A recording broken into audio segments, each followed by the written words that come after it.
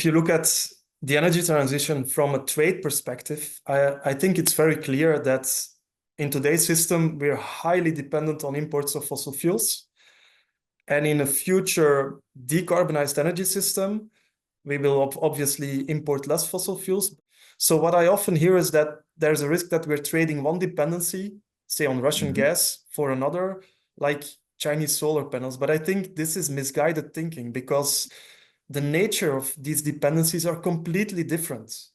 No one can embargo the sun or block the supply of wind at the border like you can cut off the supply of gas at the border. So it's, in terms of energy security, already a much better system.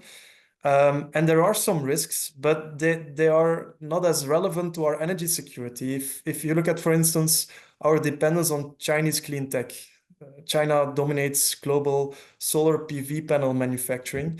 What if they cut off the supplies of solar panels? Well, very simple. All of the solar panels that are already installed, they will keep on producing electricity.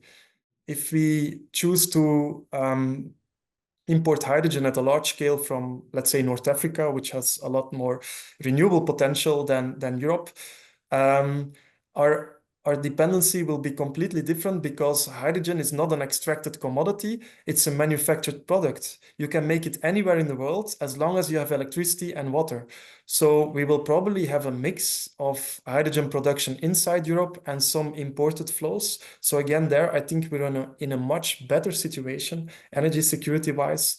So there are new dependencies, but they are not the same vulnerabilities as the ones we've seen in the fossil fuel era with oil and natural gas. We have had in 2022 a major energy shock. I think we should not underestimate the magnitude of that shock. I've seen reports that say we have to go back 8 years in time to see a similar energy shock of a similar magnitude, which means you have to skip the 1970s oil shocks and go back to World War II, basically.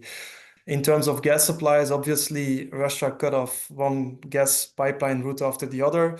And in response, Europe has had to find alternative gas suppliers. How reliable are these alternative suppliers? I would say that to some extent, we have just traded one problematic dependency for another, because what was the problem with Russia? It was an autocratic regime who was violating human rights, was not a fully fledged democracy, but was also aggressive in its foreign policy.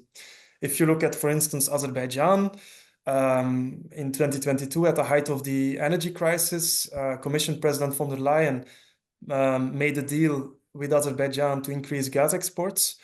2 months later, they invaded Nagorno-Karabakh, an Armenian enclave in Azerbaijan.